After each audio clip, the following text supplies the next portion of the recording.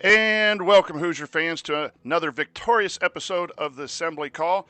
Today, your Indiana Hoosiers defeated Louisiana Tech 88-75 after a great first 12 minutes of action that saw the Hoosiers jump out to a 39-16 lead in a dominating defensive effort and a dominating offensive effort, especially in transition offense. The Hoosiers looked to be maybe on their way to a somewhat easy victory, but that was not going to be the case. Louisiana Tech stayed in there, and Indiana led up at about the 8-minute mark of the first half. Took a 52-36 point lead into the half.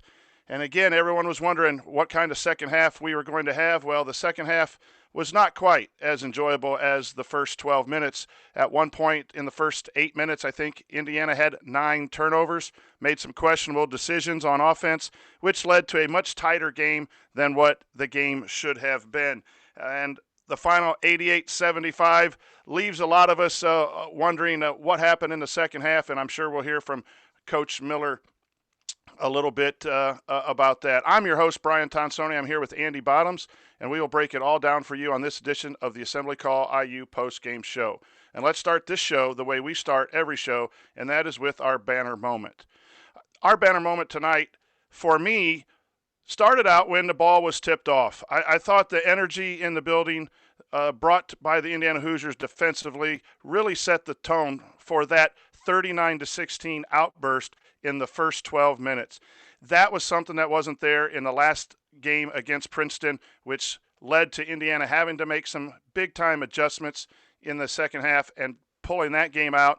I was really impressed with the stance, the active hands, the closeouts. Not every possession was defended well, but it did set the tone. And then on the other end, Indiana went out and pushed out the lead quite easily on the break. So I thought the approach that Indiana brought to the game is my banner moment.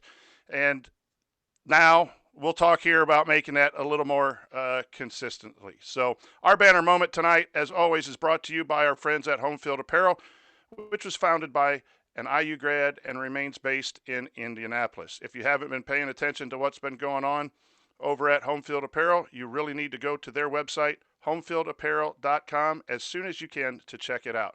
Homefield still has the incredible, comfortable Bison Logan hoodie, which is made out of their soft tri-blend material. In addition to the Bison hoodie and the IU Basketball Champions t-shirt and the vintage sneakers design, Homefield has also been releasing an IU football-inspired design each week during the football season. Wait until you see what they have planned for the Purdue game, and I believe it just came out earlier today. Check out all of their unique vintage designs that you simply cannot find anywhere else, and certainly not on material this comfortable. Here's one final note that you need to know before you order. Because you're a member of the Assembly Call audience, you get a massive discount when you order at homefieldapparel.com. Use the promo code Assembly20 at checkout to get 20% off your entire order. That's Assembly20 for 20% off your order. Go to homefieldapparel.com today and get the most unique and comfortable IU apparel anywhere. Okay, now it's time to move the ball and find the open man and get some opening thoughts from the rest of our team. It's a two-man show today. Jared's off and Ryan is traveling the world like Ethan Happ. And so we have Andy with us today, a two-man crew. What is your bottoms line on this effort from the Indiana Hoosiers?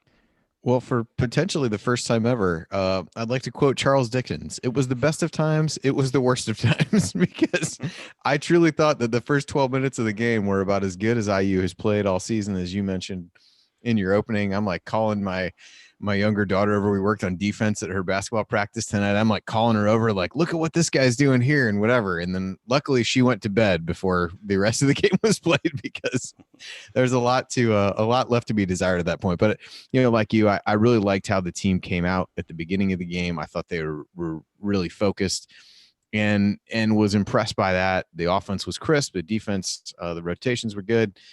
Everything looked great. And then for about a 4-minute stretch there between the under 8 and the under 4-minute timeout, things got a little bit sloppy on both ends. They started to relax a little bit defensively, gave up some open shots, and then they stemmed the tide toward the end of the first half. They played a lineup that had Trayce as the 5, kind of got themselves out of some of the issues that they'd been having defensively. And so you kind of felt like they'd weathered the storm at that point.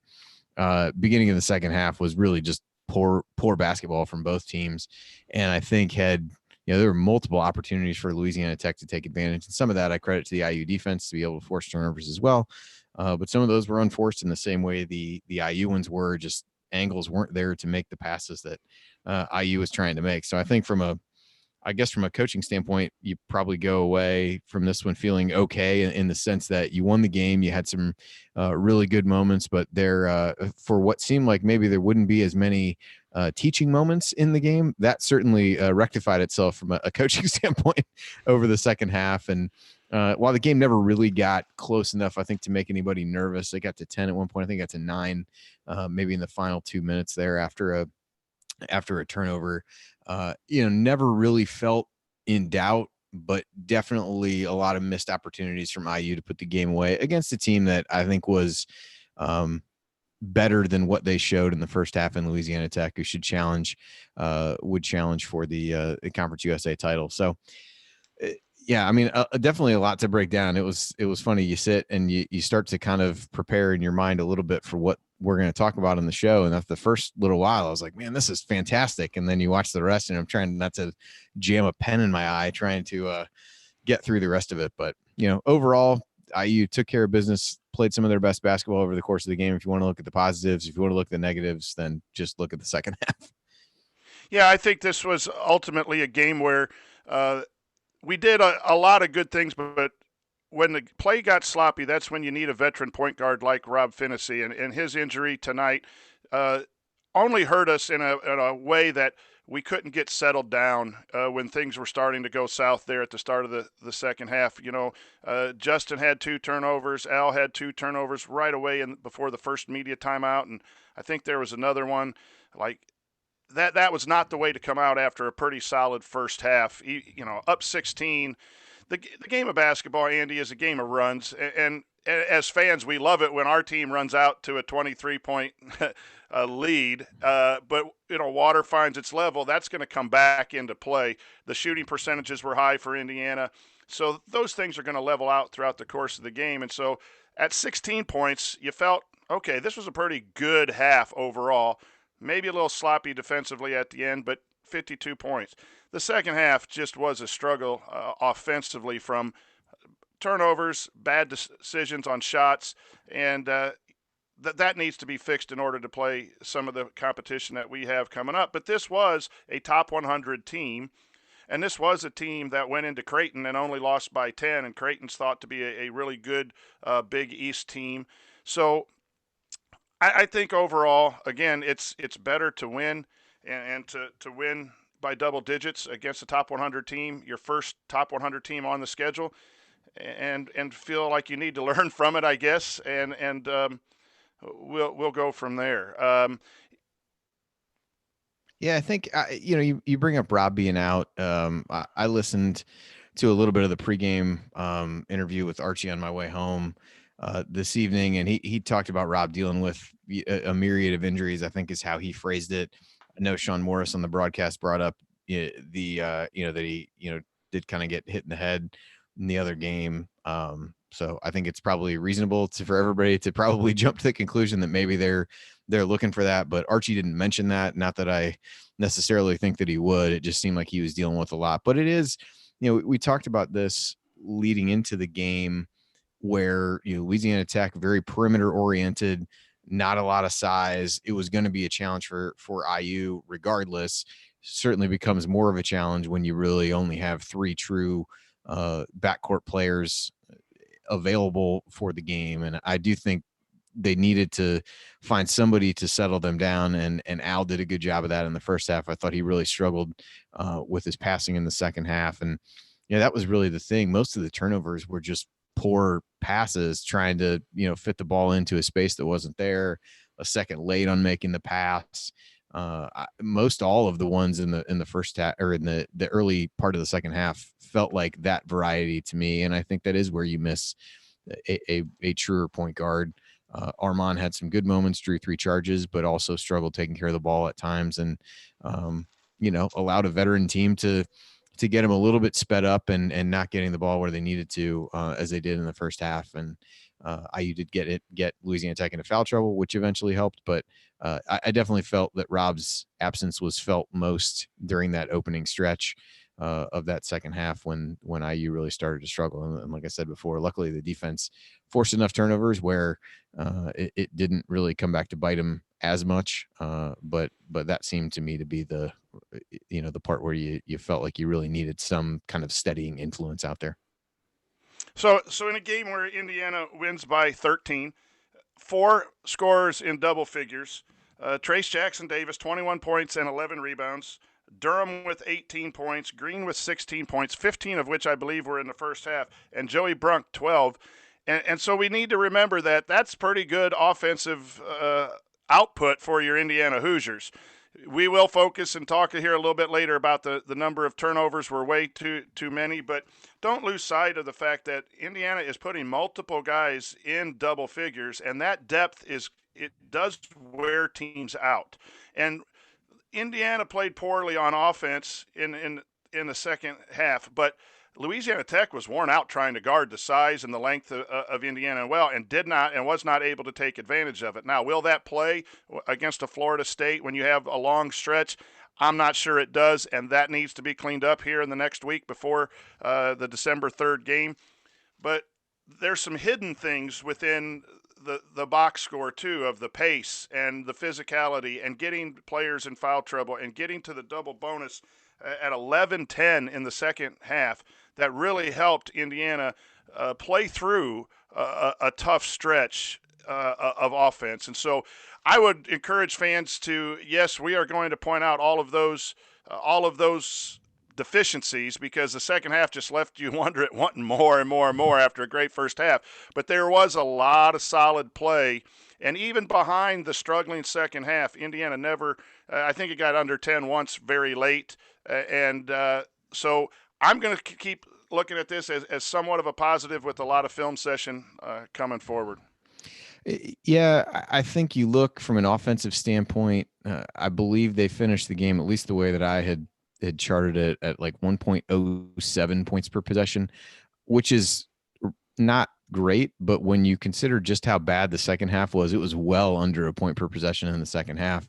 While at times in the first half, I think it was maybe at the might have been the under 12 timeout. They were, it was like 1.8 something like that, which was just incredible. So it was, I think it's, if it was reversed and they played as bad at the beginning as they did in the second half, and things turned and played so well as well late in the game as they did at the beginning, it would probably be an interesting contrast in post-game shows, where I think the recency bias of watching how poorly they played makes us want to be, pretty down on what happened. And I think there's reason to be concerned about part of that. But when the game was really in doubt at the beginning, IU came out and jumped on them. And I think that's something that we really had not seen a whole lot from this team over the course of the season so far. It felt like they'd played most of their best basketball coming out of the locker room to start the second half. So this was the, bizarro Indiana, or whatever you want to call it, where they really came out and played well. But I thought Trayce,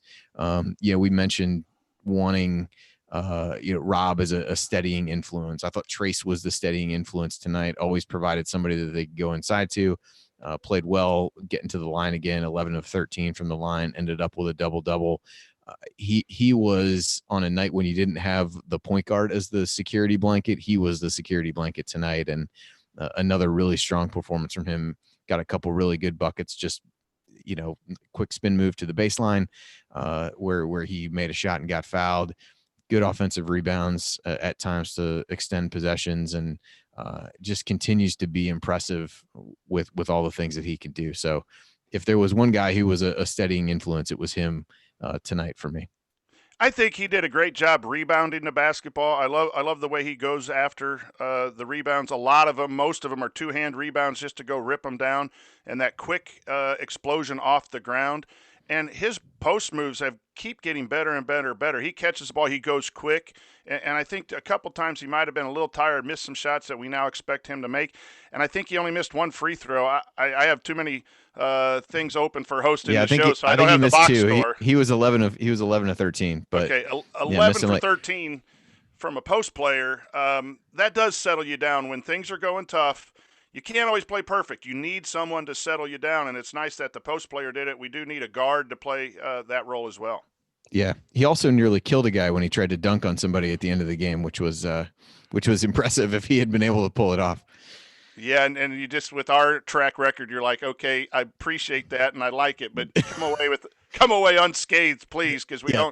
we don't want to talk about that Yeah, anymore. definitely. Anytime anybody on IU goes down, there's a audible sigh of relief whenever they get back up after the fact.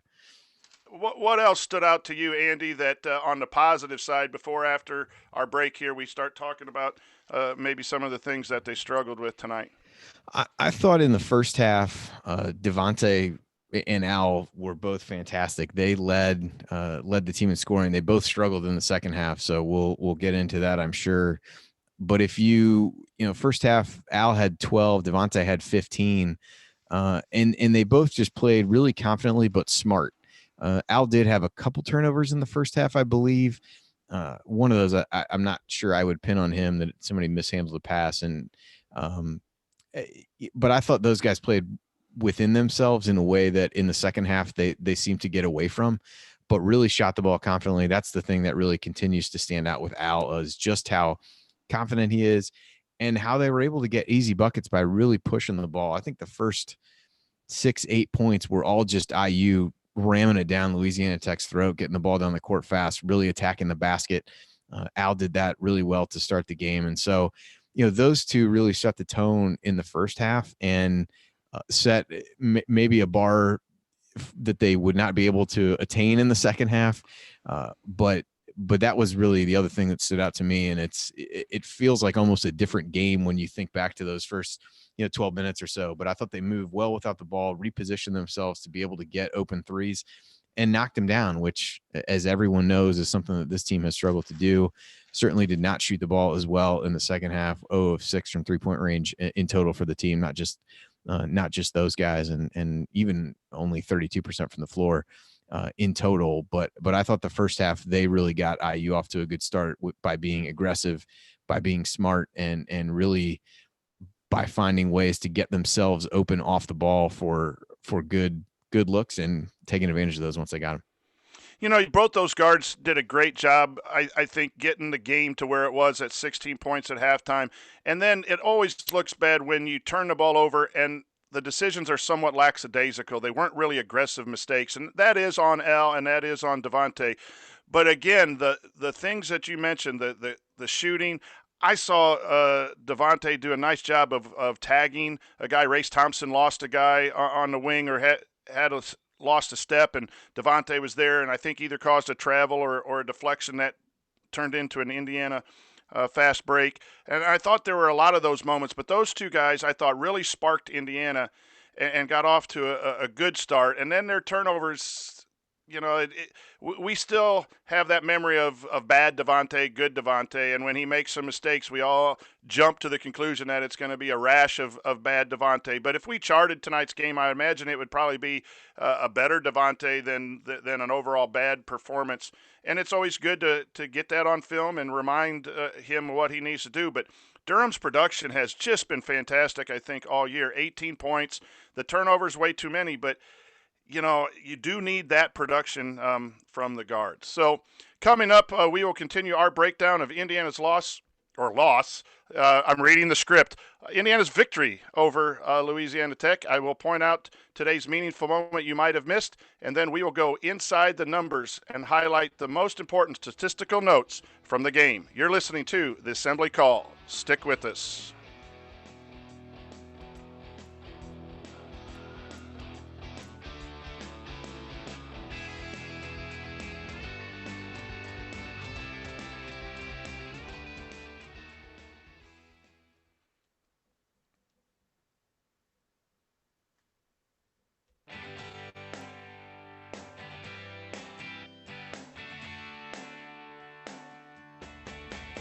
What's going on? It's Christian Wofford. What's the only thing better than an epic buzzer beater? Celebrating it with friends afterwards.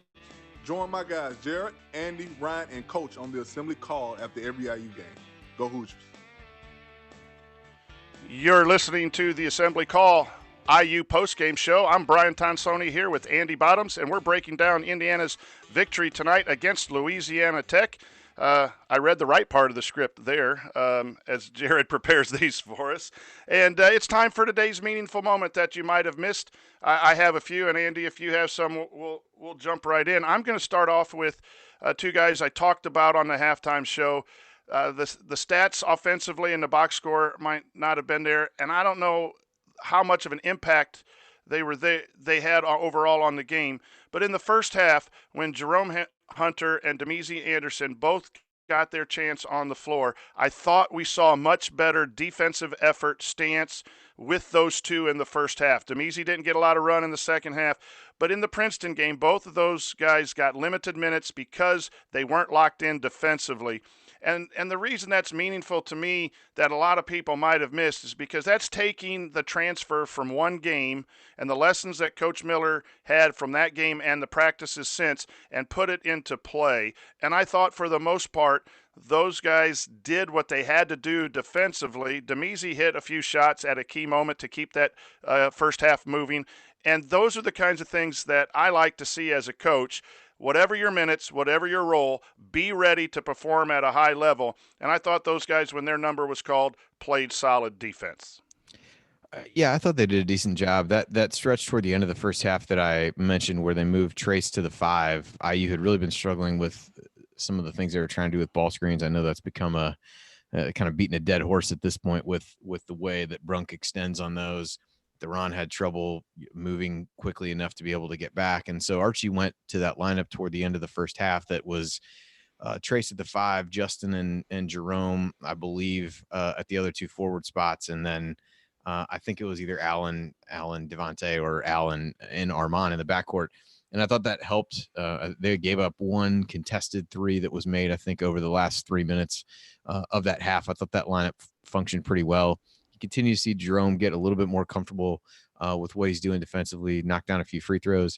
Damezi, really the only moment that I really, remember that was a negative for him. He took a quick 3 that led to a run out for the other team, and he tried to get back and block the shot. But I thought overall, those guys gave minutes. Those were two guys that Archie singled out on the pregame show, and even the announcers on the broadcast mentioned it, that he viewed, I think, in some ways, Rob's absence as an opportunity for those guys to step up, and just talked about, they need for them to be able to step in and make plays and absorb some of those minutes. So they did that in the first half. I think Jerome played 4 minutes in the second half. Damezi didn't play at all, but I thought they did contribute in the first half to the strong run that IU had. Yeah, and that's good to see because depth is important, and it's also important for guys to know they don't have to fill up a box score to have meaningful moments towards a victory. The other thing, I'm going to piggyback on something that you said about Trayce Jackson-Davis being a calming influence. The number of times after timeouts they went inside by design, and you have to give credit to Coach Miller. I have it 16-23 the second half, a sloppy start. I think Archie takes a timeout. They go into TJD. He scores. Then after it's 56-40 after the first media timeout of the second half, and the first play after is another post feed into Trayce Jackson-Davis. I like seeing that from Coach Miller, that we're not playing well. We're kicking the ball around. Let's go inside and get an easy shot at the basket, hopefully a score and maybe a foul. And then several times after a couple bad possessions, Indiana deliberately went inside. I know that's something that we all saw, but to see the production coming out of timeouts and coming out of bad series of play, to have someone like that you said calmed us down, but it was a team effort in getting him the post play. It's just really nice to have a guy like Trayce Jackson-Davis that you can go to in tough times.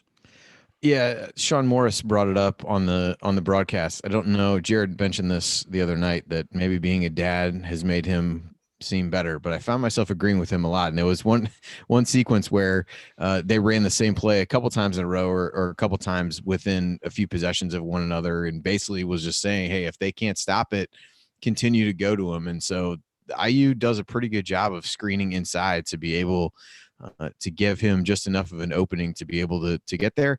And Louisiana Tech at times was really aggressive double teaming the post. That led to him being able to make that quick spin move to the baseline. That was a really good play. And you mentioned earlier that he continues to look more comfortable with his post moves. I feel like you just see a little bit more from him every game, where you see him learning, you see him making adjustments, even in game. And so that, real quick spin gave him a basket. And so I think they're just going to continue to find more and more ways to get him involved. But he produced, really made a number of baskets or free throws that didn't allow Louisiana Tech to get close enough for anybody to really sweat it out. And my third meaningful moment that you might have missed is Justin Smith's play on defense. I know there was a lot of talk in a variety of places that I was getting messages from that Justin was struggling, and he might have not scored a lot, but I thought his awareness on the weak side, several times he was contesting shots at the basket. One time he had a nice block and was wrongly called by those officials, those Bo Borowski wannabes. That was a sweet block on that side. He gets a back tap steal on a fast break late. He had several transition deflections where Louisiana Tech was trying to push the ball. And what I want to point out is when things aren't going well offensively, that hurts a lot of times. Players will drop their heads and lose attention to detail on defense, and especially someone who's caught a lot of grief from a lot of us that Justin's been up and down with his focus. To see Justin, what I thought was really locked in, they put him on the Archibald kid who scored over 20 points tonight, was really hot late. To see Justin stay locked in on the defensive end might have been something that a lot of people miss, because we as fans always look at the box score and the ball going in the basket. But I want to give kudos out to Justin Smith for staying locked in and making some really key plays defensively while the offensive game wasn't his sharpest tonight.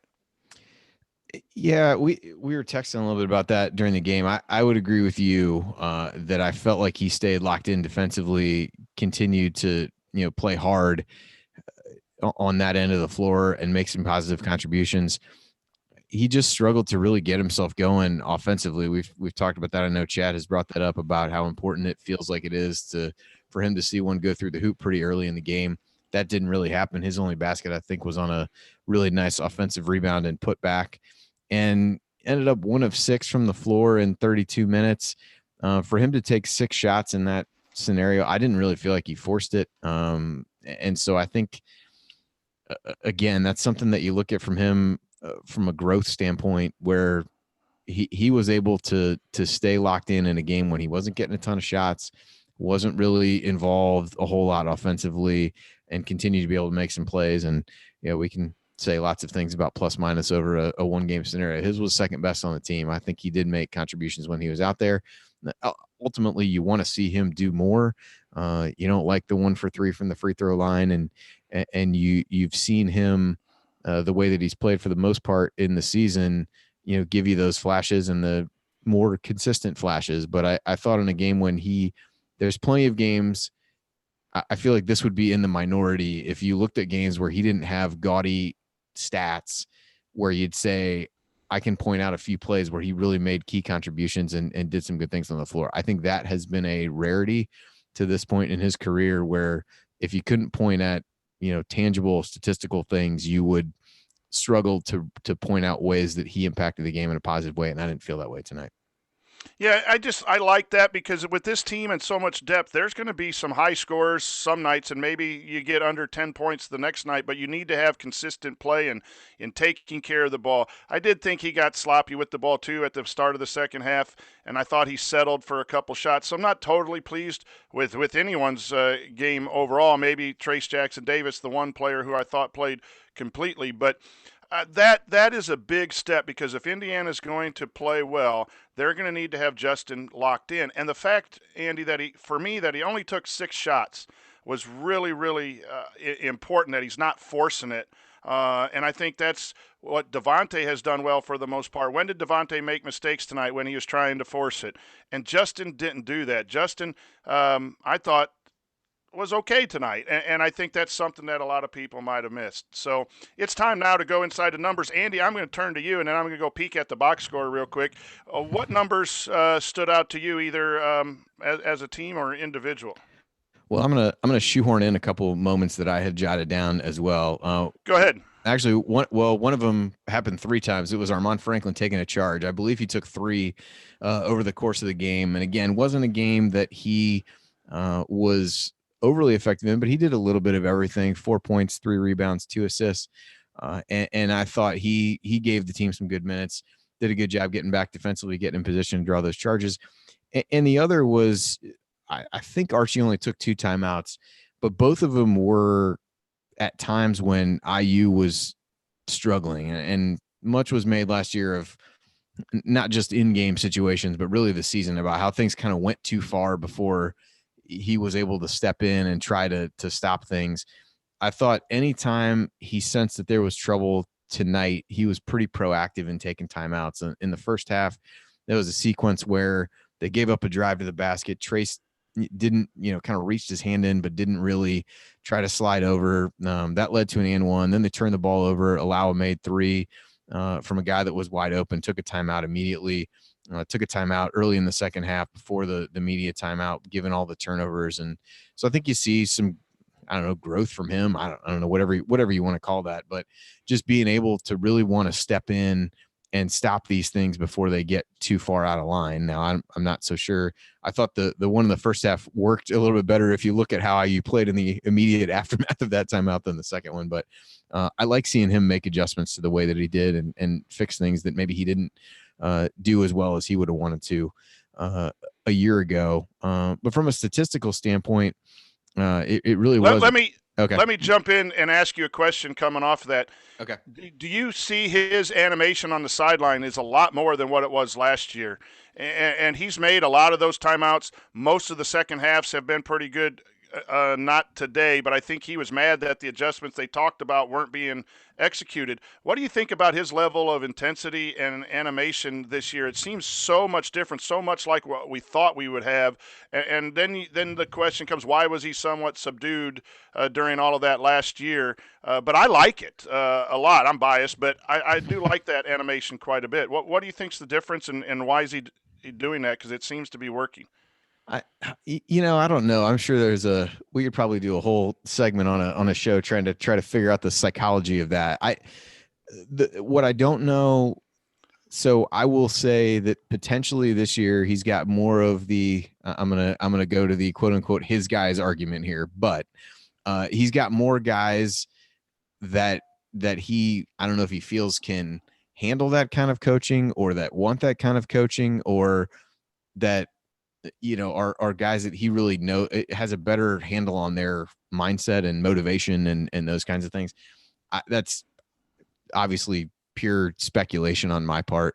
And I think the other part of it is probably just, I'm not going to let the things happen that happened last year to really derail the season. And so if that means, steering away from what I did a year ago, I think that could have as much to do with it as anything. Just, I'm not going to make the same mistakes. And even if that means, in some cases, you might feel like you're overcompensating and swinging the pendulum too far the other way, I think he is probably introspective enough and self-aware enough to know that the way that he coached last year's team, despite the differences in personnel and personalities and all those things, is not a way that he's going to feel good losing.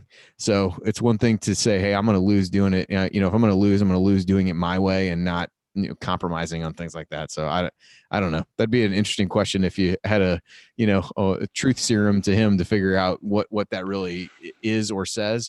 But I also think that you really aren't at a point yet you want to be at this point, but all the talk about like player-led teams and things like that, I don't think they're quite there yet. And I think they need some of that, especially in a game when Rob's not out there, to be, the coach on the floor and all those cliche type things. But he's made it very clear that things that I feel like got let go last year are not going to get let go this year. And some of that speaks to the depth on the team. I mean, you had 10 guys playing the first half and 9 of them, scored at least a point and grabbed at least 1 rebound. That's good depth. There's guys waiting to take your minutes if you're not going to do what he's asking you to do.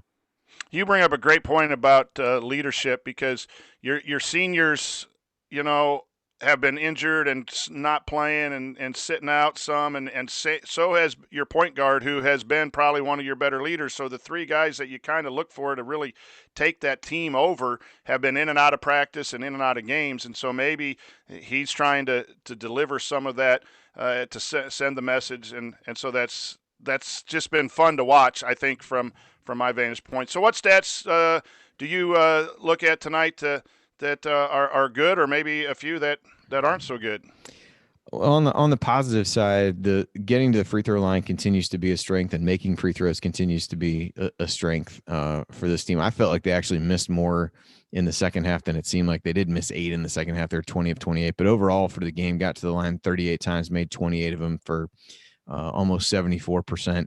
That continues to be a strength, and that really tonight, when the offense was struggling a lot in the second half, was a way to get easy points. The fact that they got Louisiana Tech in foul trouble, got themselves in the bonus and the double bonus pretty early, allowed them to, kind of coast along, I guess you could say, from an offensive standpoint after that. So that is a positive. The 3-point shooting in the second half was not. I think there was not really, I wouldn't even call it fool's gold in the first half, because the quality of the 3-point shots that IU got in the first half, when they were 6 out of 13, was so much better than the ones they got in the second half. So I don't think that's Louisiana Tech duped you into shooting threes and you made some, so it felt like you were better than you actually were. I just thought the quality of the shots there was far better than what we saw after that.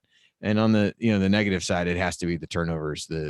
We talk about wanting to have 12 for the course of the game. They had 12 in the second half, and just really came in bunches at the beginning of the second half. That was probably the most disappointing part. It's one thing to not get great shots. It's one thing to miss shots, and they did miss some shots around the basket that I think more often than not they're going to convert.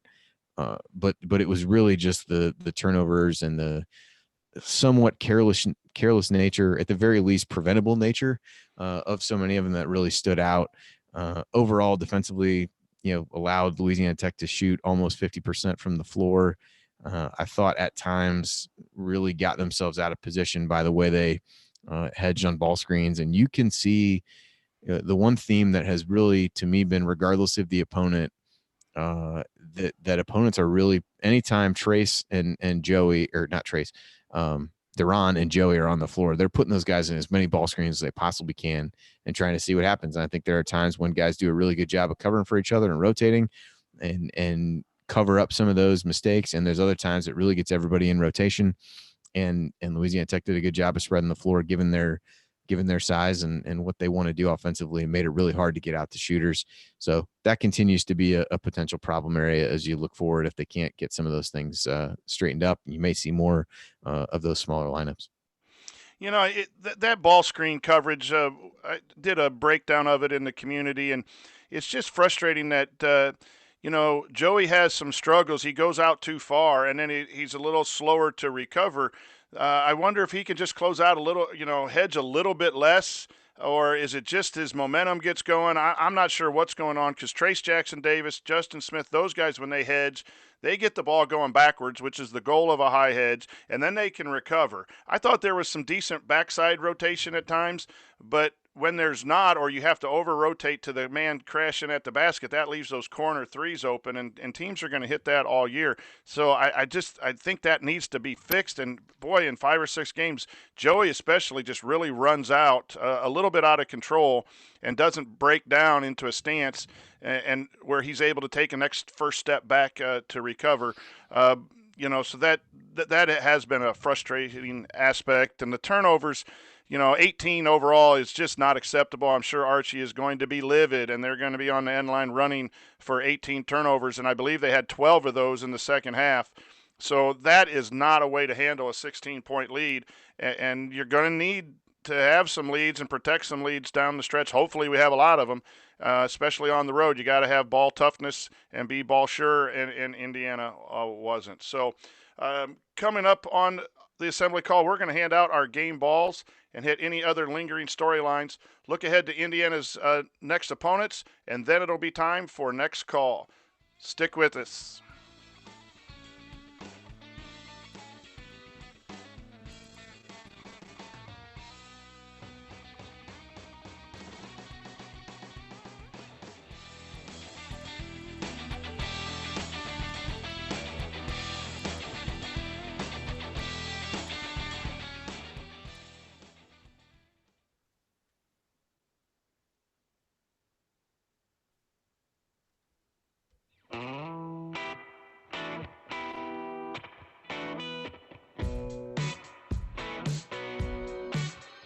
This is Jordan Halls, and I never miss a shot or an episode of the Assembly Call. You're listening to the Assembly Call IU postgame show. Catch us live immediately following every IU basketball game, plus every Thursday night at our website, assemblycall.com. And while you're there, make sure to sign up for free IU Hoops email newsletter. Over 7,000 of your fellow IU fans have subscribed. You can also text IU to 66866 to subscribe to the newsletter. That's IU to 66866. I'm Brian Tonsoni here with Andy Bottoms, and we're breaking down Indiana's victory over Louisiana Tech. It's now time for our game balls. So far, Al Durham has one, Trayce Jackson-Davis has three, and Devonte Green has one. Andy, I'm gonna let you go. I would wager good money. I know what you're going to pick. Who gets your game ball? Yeah, this was we joked, and there were comments in the text chain for this one that this segment may need to be renamed in Trayce's honor, but I certainly think it was him tonight. As I said, he was the security blanket when things started to go awry and they needed a steadying influence in the second half. He really provided that. 21 points, 11 rebounds, had a couple blocks and a steal as well. Just thought he played well really from start to finish, and continues to be really impressive. So it was a relatively easy one. The way Al and Devonte started, I think there was perhaps some early thought that they would be in the front runners for this game, but the way they took care of the ball in the second half and the way Trayce played tipped the scales in his favor. Yeah, both those guards got off to really great starts, and Indiana was up quite a bit, and Trayce Jackson-Davis and Justin Smith only had 6 points together at one point. I think someone relayed to me in a text message, and you're like, okay, this is the game where Trayce isn't going to get his. It's going to be a guard-oriented game, and then all of a sudden he explodes up. And as we said a lot earlier, had to get him the ball in the post, had to settle the team down because they were not being efficient with the ball, and he ready. And the most impressive thing about Trayce, Andy, is free throw shooting, and that is just huge for a big guy who's tough to handle down low, to draw fouls one and then to make the other teams pay by shooting 11 of 13 from the free throw line. So Trayce Jackson gets my game ball. I think it's almost unanimous in the chat room. So Trayce Jackson-Davis gets a game ball number 4. So Indiana 6-0. Overall, would you say, Andy, that this game was one of their better games, or have they played better, or do you take into effect that they played Louisiana Tech a top 100 and there was going to be some ebbs and flows in this game, and they did cover the projected spread for those who are out there concerned with that by winning by 13? I would, in some ways, I would say they played both their best stretches of basketball and their worst stretches of basketball over the course of this game. So I don't know where that leaves the game on balance. Makes it a little bit hard to answer. I definitely think the first 12 minutes, I think it would be hard to argue that they had played better during any stretch, certainly given the competition, than what they came out. And I was looking through some of the quotes from the post game. Al talked about that was really what they wanted to do, was come out and set the tone early. And Archie even said, the guards really played well in the first half, and added that as well as they played in the first half, they were just as bad in the second. Talked about the turnover as I believe the term dribble fest was used at some point. Dustin DePiric had a quote from Archie: "The less this team dribbles, the better it's going to be." So I think that's definitely fair. So it's a little bit odd in that regard. So I guess if you want to look at the first half, I'd say it was their best game. And if you want to look at the second, arguably it was their worst. And so on balance, maybe that puts it somewhere in the middle. But I do think Louisiana Tech gave them a better test than what we've seen from the other games and what we're likely to see against South Dakota State over the weekend. So not not great, not terrible. Just kind of, overall, even though there were some pretty extremes one way or the other, I think the game itself ended up a little bit down the middle. Yeah, I ultimately think this was a solid game because of the opponent. When you play teams that are 250 or above in Ken Palm, and when the net ranking comes out, those teams, it's it's supposed to be an easy win, and if you play well and win by 26, that's kind of some false hope. But this team won 20 games last year, had some players coming back, does a lot of nice things. It posed some problems matchup-wise because of how small they were and how quick they were. And overall, Indiana handled it. So I think that's overall a good thing. So we need to talk about a couple more. Trayce Thompson, Andy, your thoughts on Race's efforts this evening? He continues to impress me, and I actually would like to see him get even more minutes. Yeah, I was surprised looking at the box score that he only ended up with 11. It was really largely 6 guys playing the bulk of the minutes tonight, with the 5 starters, and Devonte. Race was the next with 11, and then Jerome Hunter added 4. So, I mean, for me, Race had 6 points, 2 rebounds in those 11 minutes, and I think he continues to be a solid defender. As you talk about guys being able to rotate and really understand that, he seems to have a good sense of that for the most part. So I would like to see more of him as well. I can see why, from a personnel standpoint, that was potentially a challenge tonight, but you did see him step out and make a 3 in the first half. That's something that has been talked about that he's been able to do. Who knows how big of a part of his arsenal that eventually becomes, but I thought he gave him some solid minutes as a reserve in the front court, and wouldn't have minded, seeing his minutes tick up a little bit closer to, 15, 16, something like that. But I think it's certainly hard to argue based on what we've seen thus far that he's, you can't argue against him being a core part of the rotation at this stage. And he's another guy, much like Trayce, that I feel like you're going to be able to watch and be able to see tangible improvement from game in and game out as he gets more experience at the college level. And Race hit a 3. It's really nice to see him be able. We've heard that he's been able to step out and hit that 3, and he's really not sharing time, but he's backing up Justin. And Justin was needed tonight more defensively than offensively. And Justin's going to get more minutes. I think you're going to see Race's minutes drop, because I think it's going to be TJD and Brunk and some of those others playing the 5. And he's also backing up Trayce at the 4. So when those guys are going well, then your minutes are going to be limited. But I really would like to see him get in there. And we're busting Joey on his ball screen coverage, but he did have double digits again, and he does play hard. There's several times when he is fighting for rebounds, keeping the ball alive. That's what he was brought in, team leadership and toughness. And regardless of sometimes what we find his faults to be defensively, those are some things that aren't in the box score as well. Do you agree? Yeah, I thought he made some really nice plays in the middle of the zone. Louisiana Tech toward, I think it was the end of the first half. I don't feel like they played a lot of it in the second half, but they switched to his zone. He made a couple nice plays in the middle of that. Had a good turnaround jump shot as well, and had 4 assists. So tied for the team lead in assists on a night when IU only had 13. I think just 3 in the second half, I want to say. So that was another ugly one from a statistical perspective. But I think a smart player in one, like I said, you watch them go to that zone. He pretty much immediately got into there. They tried to run some high-low stuff with he and Trayce. I think that's one of the things that if IU is going to play 2 big guys, they've got to be needs to be a part of the arsenal, something they can get better at from a post-entry standpoint. But I thought he had some good moments overall, and this was.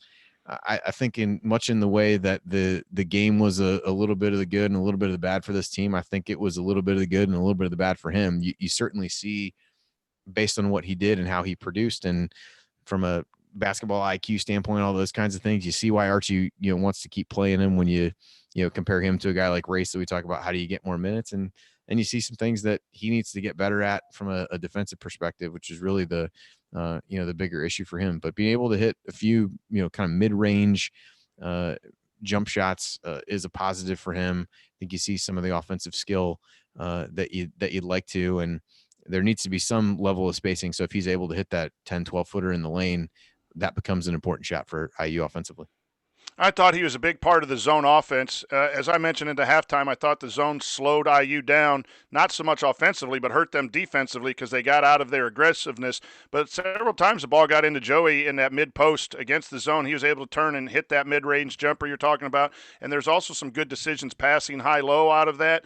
And I don't think it was Joey, but I think it was someone else. It might have been Duran when he was in. The ball went in, kicked out for a three. That's good zone offense. Not sure how great Louisiana Tech's zone is, but it was good to see a concept, and Joey was a big part of that. So it's now time to give out a couple reminders. There's no Assembly Call radio this week because of Thanksgiving. Enjoy your family, and there's a lot to be thankful for all of us. I know Andy and I are both thankful for good families and good friends and all of our listeners here on Assembly Call. Andy, we also have a game on Saturday, IU versus South Dakota State. The postgame show will be on Saturday. What can you tell us about South Dakota State? Well, they're an interesting team because I think the temptation is to look and see what they were potentially a year ago. As you see them on the schedule, they had Mike Daum, who was a really good player there for a while, and I believe their best guard followed their coach to UNLV. If I'm remembering correctly, TJ Otzelberger was the coach, and I'm scrolling down here. You got David Jenkins, I believe, is the guard who followed him there. So a lot of production to replace thus far. For South Dakota State, they're 5-3 right now. They do play one other game. They play Samford, not to be confused with Stanford. Between now and when the IU game is, they've lost to all the better teams they've played. They lost by 18 at USC, lost by 17 at Nebraska, and by just 7 at Arizona in their one of their last games. So a team that to me IU should again be able to handle. You want to see them jump on them early and be able to sustain that effort for a bit longer than what we saw tonight. They don't force a ton of turnovers, so that's potentially a good thing on the heels of what we watched in the second half. Their defensive numbers from an efficiency standpoint are not very good. They're 241st right now as I look at it, so have done a decent job of limiting opposing shooters, but really in any of the other 4 factors haven't been particularly good, and they have not shot the 3 well, which is probably a sign they'll hit about 14 when they come into Assembly Hall on Saturday. And they have shot 2s well, 56% on 2s. So those are really, from a team standpoint, the stats to look at. IU favored at this point by 18, it looks like, on Ken Palm. And so, again, a game that IU should feel relatively comfortable in, and really the last one for IU to potentially have a little bit easier time of things before they get into the gauntlet that starts with that Florida State game in December. So you don't want to see IU look ahead. I think from IU standpoint, you're kind of playing against yourself a little bit in these scenarios. And on the heels of tonight's game, you want to see them start the game with the same ferocity that they started tonight's game, but can they sustain that a little bit more, take better care of the basketball, and kind of get back to some of the good habits that we saw early in this game, to build on those as you head into the tougher part of the schedule. You are listening to the Assembly Call IU postgame show. Remember that because you're an Assembly Call listener, you get 20% off your entire order at homefieldapparel.com with the promo code Assembly20. So if you want a great deal on the most comfortable and unique IU apparel that you'll find anywhere, go to homefieldapparel.com and use the promo code Assembly20 for 20% off your entire order. Okay, Andy, it's time for your last call. What impression of the Hoosiers is going to stick with you after tonight? I feel like I need to go rewatch the first half before I go to bed. That'll leave me feeling a little bit better. I would encourage other people to do the same, or if you didn't watch the game, just shut it off after you get to the half. But maybe even the first 12 minutes, you can really save yourself some time. You looked at this game of the November games, and this was the one that it felt like you'd learn the most about this team because it would be the most challenging. And I think in some ways you can look and say that you did learn a little bit about what this team can be, maybe not at its peak, but playing close to its peak, even without Rob. And then in the second half, you see what this team might look like without him, and how the backcourt depth is a bit of a slippery slope at this point, given the number of games that IU has already missed and what you have there. So it was, kind of like we've said throughout, an uneven performance that If you want to focus in on the things that IU did well in the first part of the game, you come away with a really positive impression and feel good about what this team is going to look like going into a more difficult portion of the schedule. If you watch only the second half, you're probably scared to death and don't feel great about it at all. And I think the truth probably is somewhere in the middle for this team right now. But they are 6-0, and there's something to be said for that for sure. There are other teams in the Big Ten who can't say the same. And so I think that is a positive. The depth continues to be a positive where you've got guys who you can turn to who are going to come in and contribute in what could be a small number of minutes, what could be, double-digit minutes off the bench. And you've got a guy in Trayce that I think you're really able to build around. And if you can get good guard play like you did in the first half to sustain itself in the second half, and you've got a guy like Trayce playing really hard inside, it's hard not to get excited about how this team can grow over the course of the season. Archie made comments to that effect in the postgame, talking about how far they had to go defensively, but he does feel comfortable that the pieces are there to get better in that regard. And so it kind of just becomes a test for you of what you really want to look at and value and how optimistic you are going forward, quite honestly, about this team. So I'll choose to take the positive side of things and focus in more on how they played in the first half, because I think that was really impressive. And despite how poorly they played offensively in the second half, I think defensively they did enough to never really let the game get close enough where you had to worry. I think there was one point where the crowd, you could tell, got a little bit nervous and started cheering a lot when IU had the ball. Like, can you just get a basket or two here to push this thing back up closer to 15 and then ride it out from there? So maybe there was, maybe one nervous moment from a fan perspective, at least in the arena, based on what I could judge. But I thought overall kept them at arm's length and did a reasonable job of doing that. So a decent but uneven performance. Another solid one from Trayce. And the lingering thought you walk away with is you just need to see Rob get healthy, stay healthy. Archie talked about a rib and an abdominal injury that he's dealing with. So who knows whether that has anything to do with the shot to the head as well, as everybody's kind of brought up. So we'll see what happens there. You do see how important he is. You do see the guard depth. And I think at full strength, this team can really surprise some people. We just haven't seen the team at full strength. That Zach Osterman had some crazy stat before the game last time the full complement of scholarship players had been available. So that's a little bit frightening and has become far too commonplace at this point. So I would love to see what this team can be like at full strength, because I think you saw enough with the guys that they had tonight to feel good about it. It just is a matter of when and if that's going to happen and for how long. Yeah, I believe the first 12 minutes is what Indiana can play at its best, with the ball moving and with great defensive effort. And then they fell back into some of the things that they can't do. But the other thing is, how do you handle adversity? The whole second half was a struggle, and Indiana never really got underneath 10 points or were put in position to have a devastating loss on your home court with that big win. And we're seeing a lot of teams struggle to get wins and to get wins against different levels of competition across the spectrum of NCAA men's basketball. So good win for Indiana. Top 100 team on KenPom. We'll take it. We'll move on. We'll see the next game on Saturday. And that's it. We're done. No more questions. I guess Ryan needed to get some cereal. So that will do it for us on this edition of the Assembly Call IU Post Game Show. If you want to see us do the show live and be part of the live chat, make sure that you subscribe to our YouTube channel, youtube.com/assemblycall.com. And don't forget to go to assemblycall.com or text IU to 66866 to join our free email newsletter. Special thanks to longtime listener Bob Thompson, who produced much of the music you hear on the show. And thank you for listening. We'll be back to talk IU hoops again with you on Thursday night. Until then, keep your elbows in and your eyes on the rim, and go Hoosiers.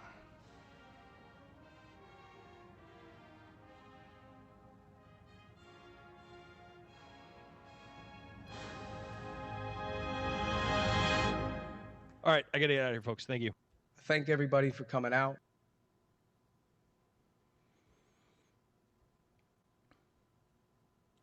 And that's a wrap.